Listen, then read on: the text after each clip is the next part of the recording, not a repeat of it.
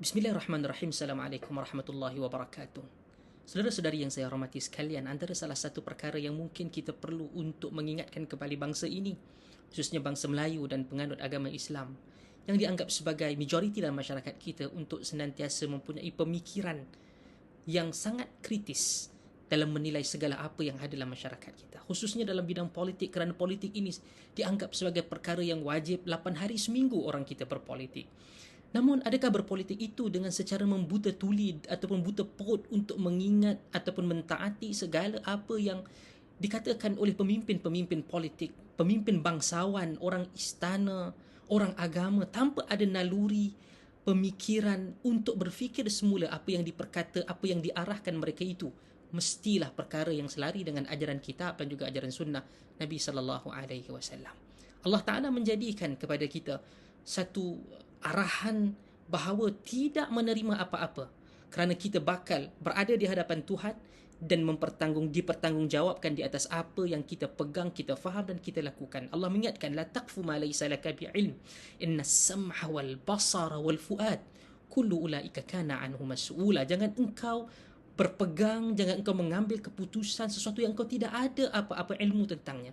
Pendengaran kamu, inna sam'a wal basara, penglihatan kamu, dan juga hati, jantung hati dan hati kamu itu sendiri, naluri kamu, jiwa kamu sendiri, semuanya akan dipertanggungjawab dan persoalkan oleh Allah Subhanahu wa taala. Dan Allah Taala menggambarkan bagaimana Allah menjadikan orang-orang yang berada dalam neraka itu, bagi mereka jiwa, bagi mereka hati, bagi mereka perasaan, bagi mereka penglihatan dan telinga, namun itu tidak digunakan, dan mereka ini lebih buruk dan lebih teruk daripada binatang tunggangan, binatang yang dipelihara, yang tidak mempunyai sebarang freedom, kebebasan dalam berfikir dan menilai sesuatu.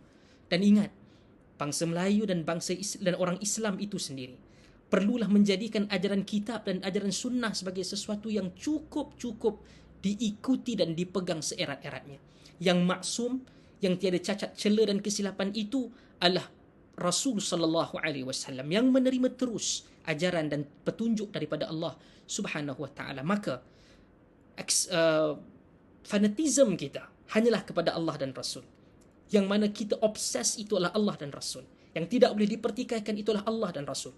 Bukan pimpinan kita, bukan orang istana, bukan bangsawan, bukan orang politik, dan juga bukan mereka yang menjadi ketua kita. Benar, kita perlu untuk mengikuti arahan, namun arahan tanpa sebarang ruang untuk berfikir sama ada arahan itu adalah benar ataupun tidak, sangat-sangat bertentangan dengan ajaran kitab dan juga sunnah Rasul sallallahu alaihi wasallam. Dan ingat, yang mengikut dan yang mengarahkan, pemimpin dan pengikut itu bakal berada di hadapan Tuhan sama ada ke syurga ataupun ke neraka. Allah menceritakan tentang hal ehwal pemimpin dan pengikut yang sama-sama berada lantas kesesatan, dan apabila mereka itu diberikan azab dan masuk ke dalam neraka, Allah menceritakan dalam suratul Ahzab dalam ayat 66 sehinggalah kepada ayat 68. Kata Allah, yauma tuqallabu wujuhum fin nar yaquluna ya laitana ata'na Allah wa ata'na ar-rasulah. Pada masa muka mereka dibalik-balikkan dalam neraka, mereka itu berada dalam neraka dan muka mereka dibalik-balikkan dalam neraka, kata Allah. Mereka berkata dengan sesalnya, yaquluna ya laitana, alangkah baiknya kalau kami dahulu semasa di dunia taat kepada Allah dan juga taat kepada Rasulnya. Wa qalu rabbana inna ata'na sadatana wa kubara'ana fa'adalluna sabila. Dan mereka berkata, wahai Tuhan kami, mereka ingin menyalahkan orang lain, sesungguhnya kami dahulu mentaati arahan dan perkataan sadatana wa kubara'ana, ketua-ketua dan orang-orang besar kami, fa'adalluna sabila, dan mereka telah menyesatkan kami dengan sesat-sesatnya. Mereka hanya mengikut, mereka tidak mahu menggunakan akal. Kata Al-Imam Al-Hafidh Ibn Kathir di dalam tafsirnya, mengambil perkataan Al-Imam Tawus bahawa sadatana, iaitu orang-orang bangsawan dan mungkin boleh dikatakan sebagai pemimpin-pemimpin politik ataupun orang-orang istana pada ketika ini. Wa kubara'ana, siapa kubara'ana? Kata Tawus, itu merujuk kepada pemimpin-pemimpin agama, agamawan dan juga ulama yang ada dalam masyarakat dan komuniti. Mereka, masyarakat biasa, taat dan tunduk sebuta-butanya hanya kerana mereka itu berada pada posisi kepimpinan dan orang-orang besar. Akhirnya mereka telah menyesatkan pengikut-pengikut mereka.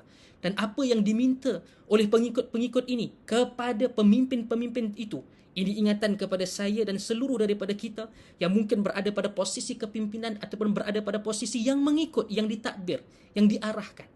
Dan mereka yang berada di kawasan bawah ini, apabila berada di hadapan Tuhan, mereka memohon kepada Allah Ta'ala dengan perkataan mereka lah ayat 68 dalam suratul Ahzab, Rabbana atihim dhi'faini minal azab wal'anhum la'nan kabira. Wahai Tuhan kami, timpakan kepada pemimpin-pemimpin kami, orang-orang istana itu, bangsawan itu, orang-orang agamawan itu, dhi'faini minal azab, gandaan, dua gandaan daripada azab apa yang kami terima ini, wal'anhum la'nan kabira, dan laknatkanlah mereka dengan laknat sebesar-besarnya. Iaitu bangsa Melayu dan orang Islam yang ada di Malaysia, janganlah menjadi begitu buta hati menutup pemikiran dan akal sehingga gagal untuk menilai yang mana benar dan yang mana salah. Bayangkan dengan hanya rasuah RM50, RM300 di dalam pilihan raya sehingga membutakan masa depan 5 tahun, ataupun dengan dibacakan ayat-ayat Al-Quran untuk menghalalkan yang haram dan mengharamkan yang halal. Maka apabila Quran diturunkan kepada kita dan petunjuk daripada Nabi SAW mencerdikkan kita, memastikan bahawa tiada pemimpin dalam politik istana ataupun bangsawan mahupun orang-orang agama mempunyai kebenaran yang mutlak. Yang mutlak itu, yang benar adalah datang daripada kitab Allah Al-Quran dan juga sunnah Rasul sallallahu alaihi wasallam. Apa sahaja, siapa sahaja mereka yang bercanggah dengan kedua ini perlu untuk dilawan, perlu untuk ditentang, bukan dengan maki hamun, tetapi perkataan yang tegas dan jelas melawan mereka. Semoga bangsa ini tidak mudah lupa dan bangsa ini mahu kembali kuat dan mempunyai integriti dan prinsipnya menegakkan yang benar dan melawan kebatilan. Sekian. Assalamualaikum warahmatullahi wabarakatuh.